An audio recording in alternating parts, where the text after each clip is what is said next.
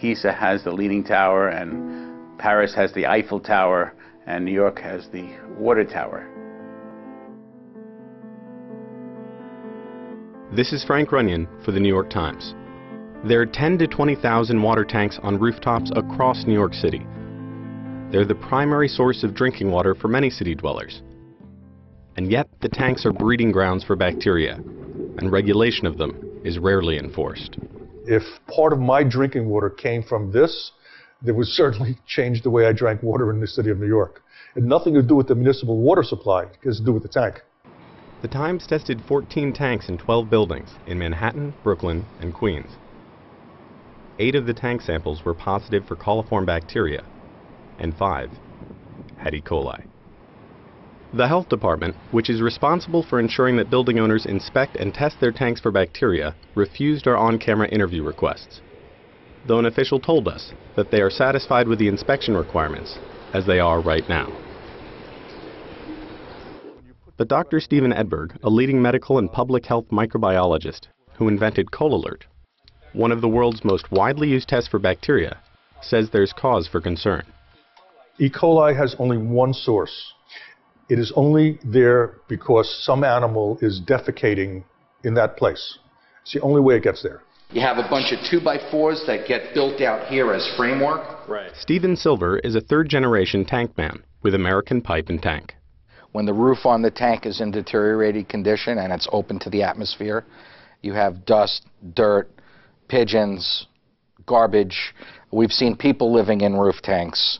You see mice and vermin in the roof tanks. And this is, for the most part, people's drinking water that the people in the building don't even know about. New York City's water is gravity-fed from reservoirs upstate. But this aqueduct system can only deliver water up to 6 stories. So to provide water pressure to the upper floors, water is pumped from the basement to a rooftop tank before draining directly into taps. Water tanks can be exposed to the elements for up to 50 years, so to keep them in working order, they need to be maintained. New York City require that these tanks are cleaned and disinfected a minimum of once a year, because this is a building's primary drinking water source. So to prevent algae and bacteria from flourishing, which it would under normal conditions. You have a tank of water that's baking out in the sunshine all summer long, you're going to get things growing in the tank. We had the chance to drop our camera into a tank on a building above Times Square. We could see a layer of sediment that had built up at the bottom. This is a common sight in water tanks around the city. Sediment should be flushed out every year. It's so inexpensive to maintain the code by cleaning your water tank and taking a water sample. Cleaning only costs a few $100s, but the problem is most of New York City's water tanks aren't cleaned every year as required by law. A city survey of 100 buildings showed that nearly 60% did not comply. When tank companies are called to clean a water tank, they drain the tank, scrub the wood inside, and add a disinfectant, like Clorox bleach, to finish the job. It's also standard practice for them to take a water sample to test for bacteria. We took a sample from this tank just before it was cleaned. We took it to a lab for an independent analysis. So the fact that the sample is yellow means it's positive for coliform.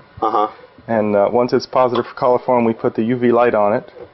And if it fluoresces, it's positive for E. coli.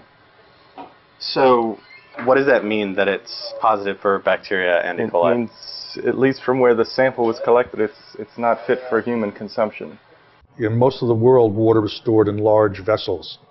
And the problem is that if any part of the tank gets contaminated, all of it's contaminated. So if you have sediment in the bottom of a water tank, then whatever's in the sediment's going to get in the water? Most likely, yeah. Vegetation. Okay. Even if it's just, on the very bottom of the tank and they're pulling it from the middle? It's correct.